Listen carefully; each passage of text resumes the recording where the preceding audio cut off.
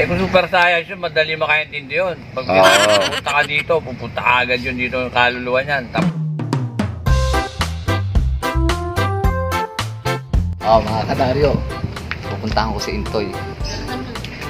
Haharutin ko kumakain eh. Nandito siya ngayon.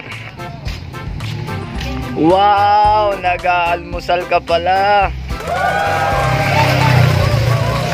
Sarap naman ang almusal mo, pre. Manok ka. Jollibee, inasal, o... Karinderya lang yan. Tayo mayaman eh. Nako! Hindi ako mayaman para magano yan. Nako! Hindi ka talaga mayaman. Balita ko anak ka ng isang kongresista. Anak ka ng isang kongresista. Sino kongresista? Si congressman, sino ba yun?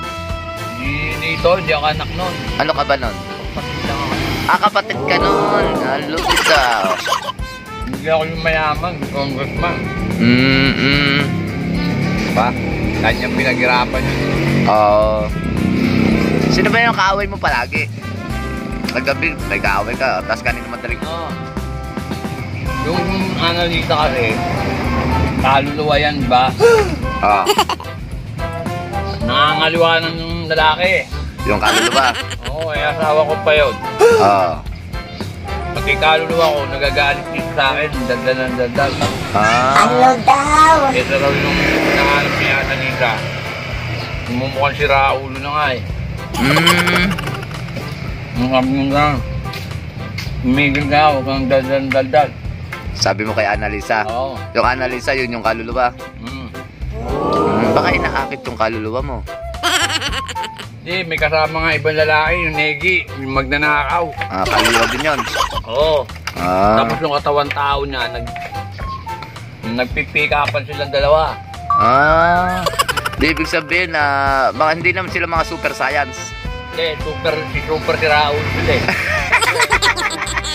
Kasi baliw mag-intindi, kaya super si Raul.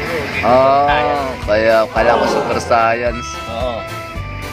Eh kung super science yun, madali makaintindi yun. Pag pupunta ka dito, pupunta ka agad yun dito yung kaluluwa niyan. Tapos yung katawan niya, nandito na. Nga, Pupunta na sa katawan niya. Eh, tignan mo yung akin, pumupunta dito. Alam ko na yung sasabihin niya. Kinukulit pa ako.